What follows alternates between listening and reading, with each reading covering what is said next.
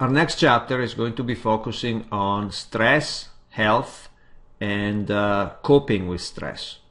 And of course, we need to start with what stress is and where it comes from. Stress can be defined as the demands made on an organism to adapt, cope, or adjust. Now we have to also understand that not all stress is bad. We have this negative connotation that we tend to attribute to stress, but in reality, stress can help with our development and plays a role in our ability to evolve. And in particular, there's a name for this helpful quote-unquote good stress, and it's called eustress. So eustress is a stress that allows us, for example, to study more. If you feel a little bit of stress because you want to do well on your exam, you're more likely to study a little bit more and ultimately achieve your goal and perform well in a particular examination. The most negative effects of stress comes from situations when the stress is either very intense or chronic, prolonged. And that can affect our mood. It can impair our ability to experience pleasure. And ultimately, it can harm the body, as we will see later, in terms of our general health and in particular the immune system. So there's a whole field that was born out of this research, and is called health psychology. It studies the relationship between some psychological aspects and the prevention and treatment of physical health problems. So it combines psychological issues and the health issues, and how you can change one to improve the other. We have, of course, daily hassles in our life that are regularly occurring. And these are experiences that can threaten or harm our well-being whenever they are prolonged. So we have problems in our household, health problems, we have pressures of time, financial responsibilities, and so on. And another possible source of stress are life changes. Of course, some life changes can be positive, but in some cases they can be very stressful. They can produce these very strong amounts of stress.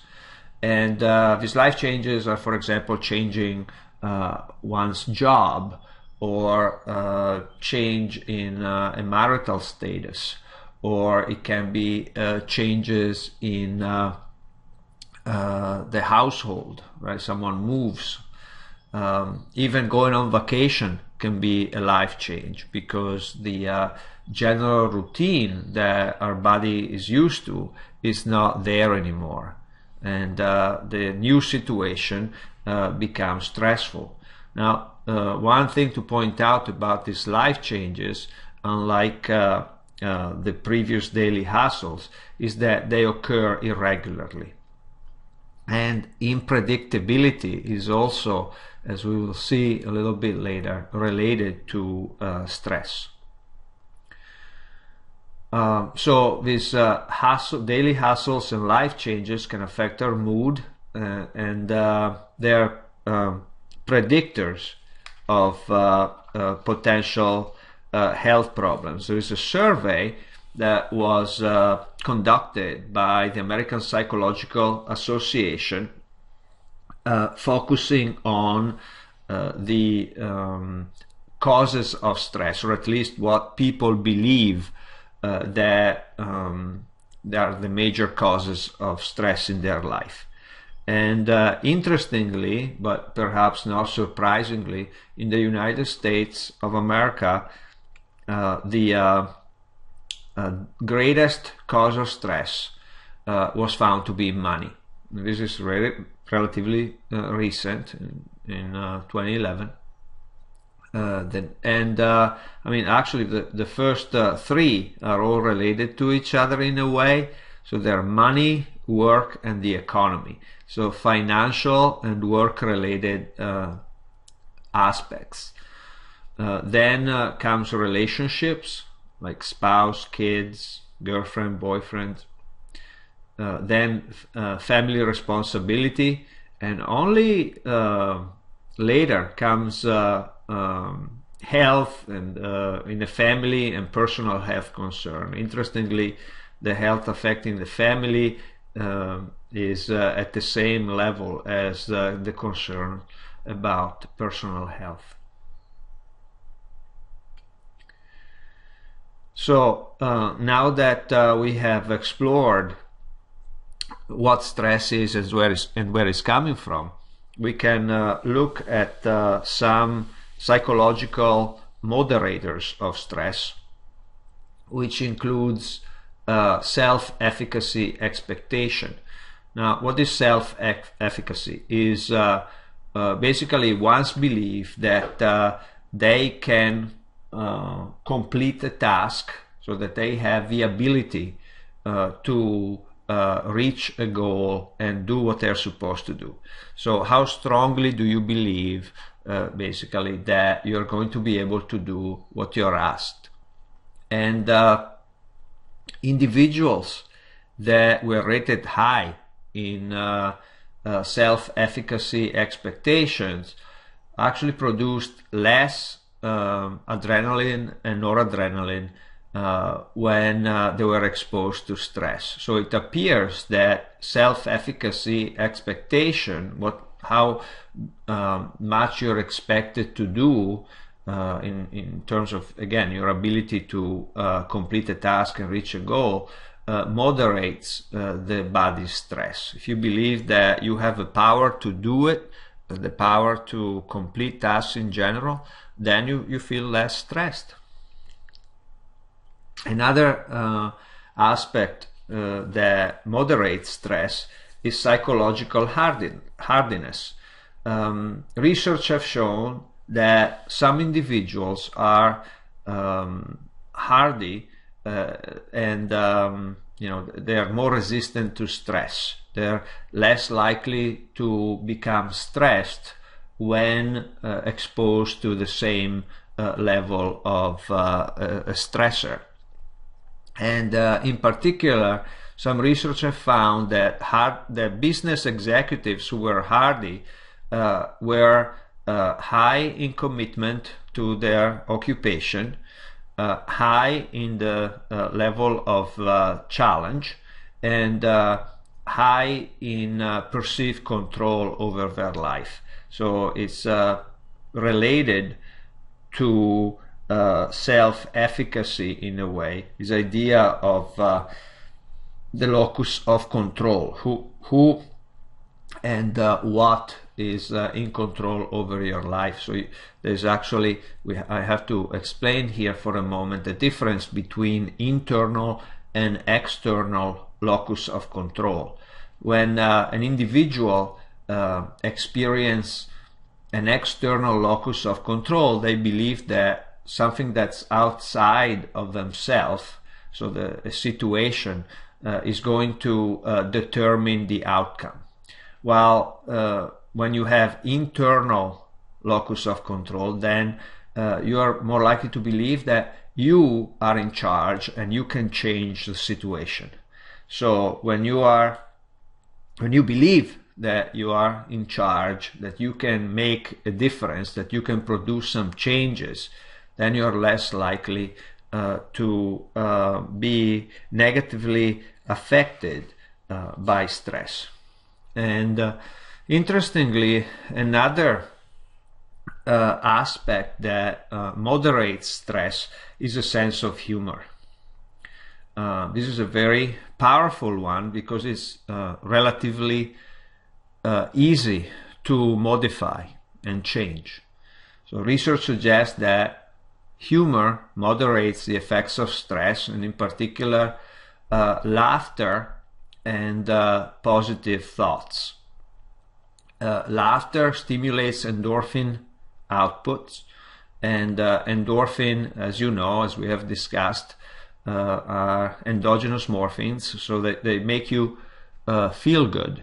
And so if you feel good, you're less likely to experience the negative effects of stress.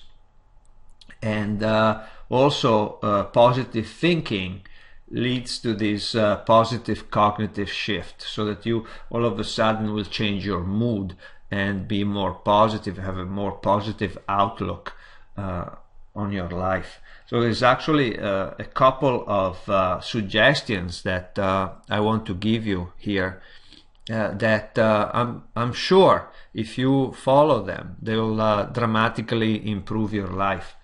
I want you to try to laugh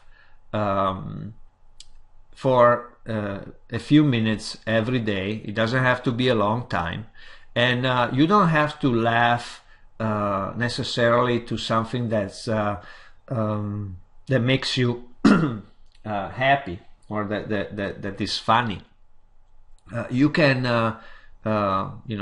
quote unquote fake laugh. So you can simply turn the outside corner of your mouth upwards. So that movement of your muscles in your face stimulates endorphin outputs. So even if you're not really exposed to anything that's funny, simply by moving your face in that particular way and pretending to laugh is going to make you feel better.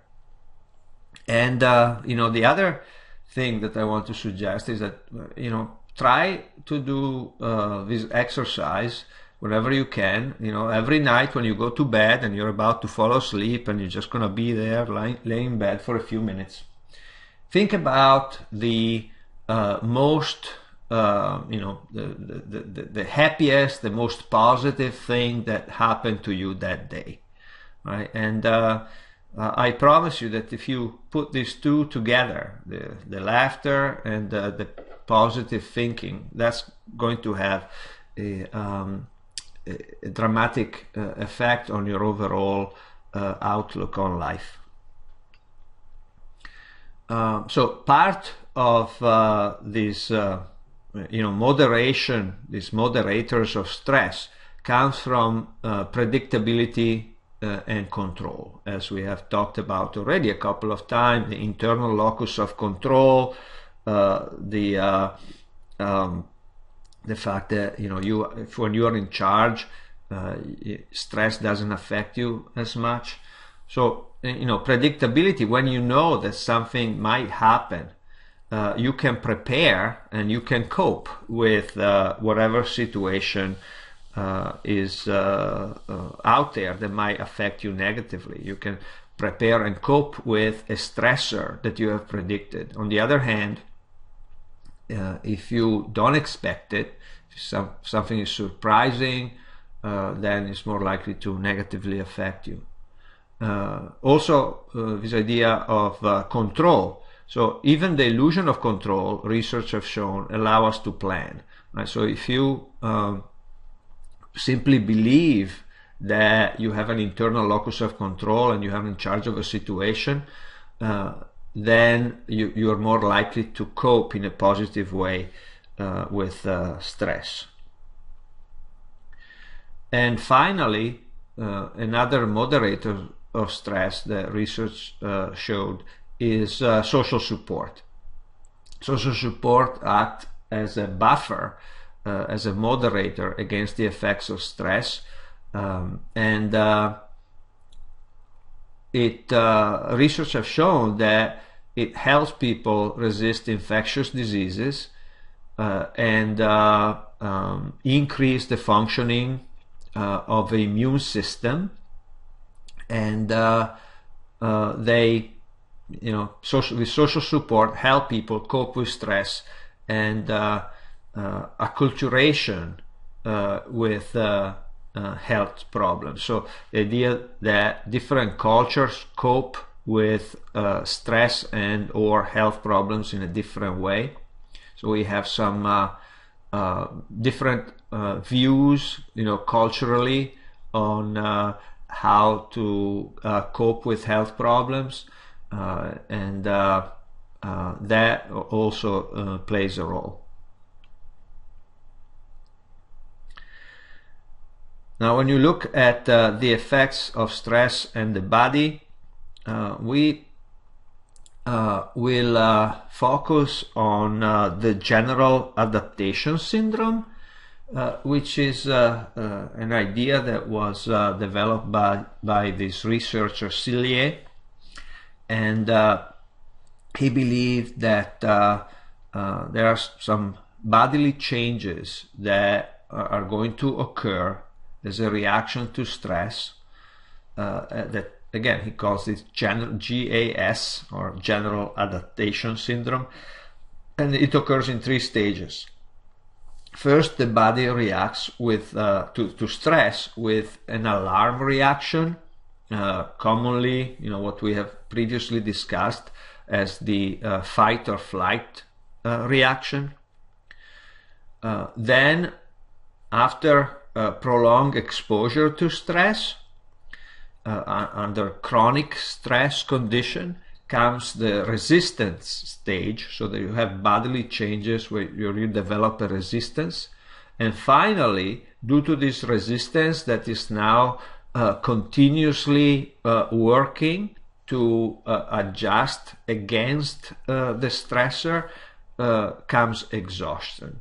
Right? So you're spending too much energy through resistance, and exhaustion is going to have a number of negative effects on your body as well as your mind, and your physiological as well as cognitive abilities.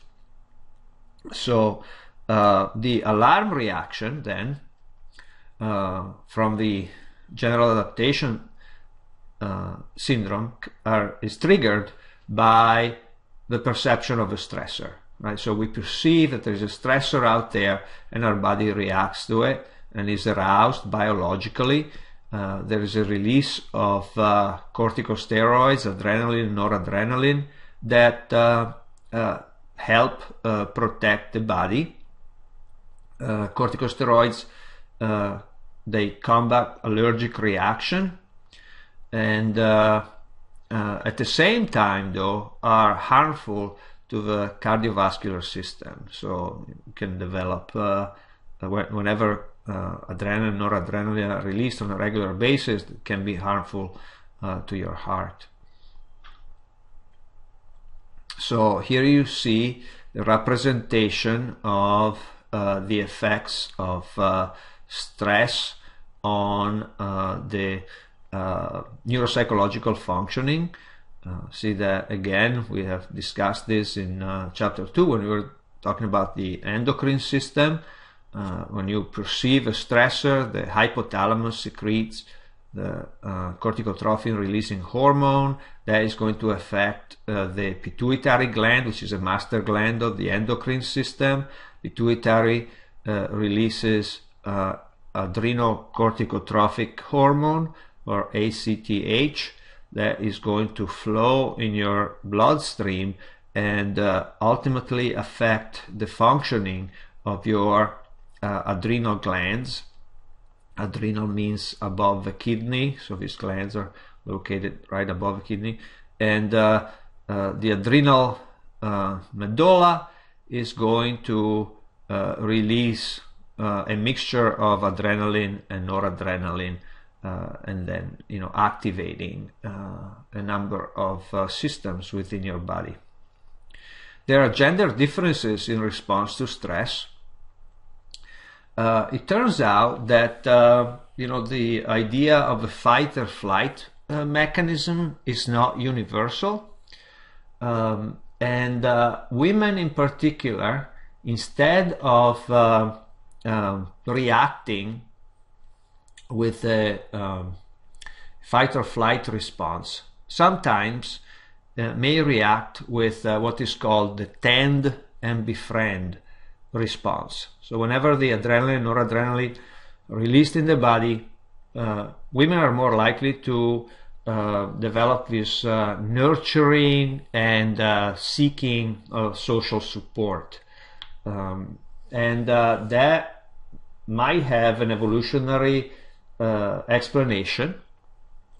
Again, we discussed this in part. We touched on this issue on how female are more likely to be the nurturing individual in a family. They're more likely to be the one that carry the burden of reproduction. So because they carry the reproductive burden, they are more likely, from an evolutionary perspective, to benefit from a situation where they're going to really try very hard to take care of their young.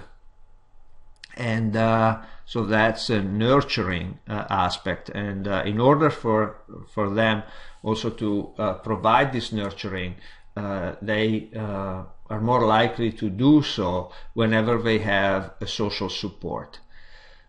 Whenever, for example, other female are supporting them in their nurturing trend.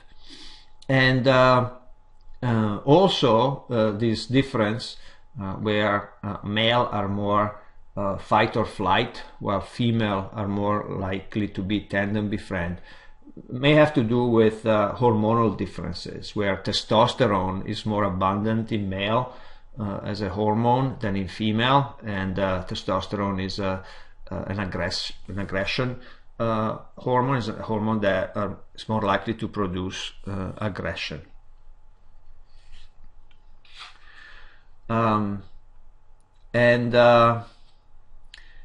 The resistance stage of a general adaptation syndrome occurs if the alarm reaction that mobilizes the body that we just discussed occurs and the stressor is not removed. So the body develops a resistance to the stressor. The endocrine and the sympathetic activity continues, and it becomes higher than normal. So it becomes sort of a chronic reaction to the stressor that is there on a regular basis. And finally comes exhaustion. So the exhaustion stage of a GAS it occurs when the stressor is not dealt with adequately, and over time, under this constant stress, the muscle becomes fatigued. The parasympathetic division of the autonomic nervous system dominates the functioning, so you have a lack of sympathetic activation, and the continuous stress may lead to the disease of adaptation, which results in allergies, hives, coronary heart disease. Remember, we talked about how the release of adrenaline and noradrenaline can lead to heart problems and ultimately can lead to death. Now, stress is related to the immune system because it stimulates the production of steroids. And steroids interferes with the formation of antibodies and decrease inflammation. Now, from an adaptation, from an evolutionary point of view, it makes sense that when you're in a fight or flight system, when your fight or flight mechanism is activated, it makes sense that you're more likely to suffer from an injury, right? And if you have a substance in your body that decreases inflammation, that is going to help you. So from an evolutionary standpoint, it makes sense an individual that releasing steroids whenever they're in fight or flight, they are more likely to survive. It's almost like you have this internal medicine, an anti-inflammatory that is naturally flowing in your body when you're more likely to get, let's say, cuts and bruises because you're more likely to fight or run away. And so it will make sense. However, prolonged exposure to this leads to a decrease in the formation of antibodies. And a study have shown that dental students had lower immune system functioning during stressful periods of school year. Whenever they are getting closer to a major exam or a major project was due, then their immune system functioning was lower. Interestingly, though, as related to one of the previous slides that we talked about, there was a relationship between the amount of friends that these dental students had and the function of the immune system. Students with more friends showed less suppression of immune system functioning. So the social support, amount of friends, acted as a buffer towards the stress. And finally, we're going to talk about the relationship between psychology and chronic health problems. And we can look at the biopsychological approach to health, which is the likelihood that we are going to contract an illness as a reflection of an interaction among biological, psychological, and sociocultural factors. So the relationship among these three factors determines how we are likely or less likely to contract an illness. And you see here a figure describing these three different aspects, right? So we have biological aspects, like family history, right? Family history of a particular disorders, and physiological condition of an individual related to the biology, such as obesity, high cholesterol, and hypertension. Then we have the psychological component of, in particular, heart disease we're talking about here, which are type A personality, so thrill-seeking individual are more likely to develop heart disease. Individual who are hostile and they hold grudges, individual with high job strains and so forth. Smoking is another one. Overeating, physical inactivity is another component, psychological component. And finally, sociocultural. There's a higher percentage of African American individuals that are prone to hypertension,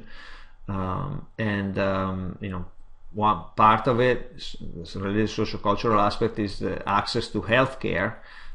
Individuals in different community have different likelihood of going to see a doctor, and the timing between the diagnosis and treatment.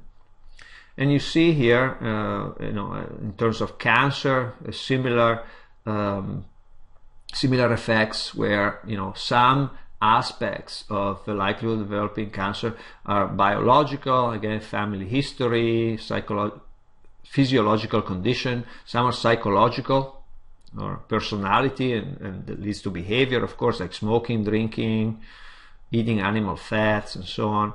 And some aspects are sociocultural, like socioeconomic status, and access to healthcare. So we really, again, need to look at the interaction between these three components, biological, psychological, and sociocultural, in order to determine how, the likelihood that an individual may develop a health problem.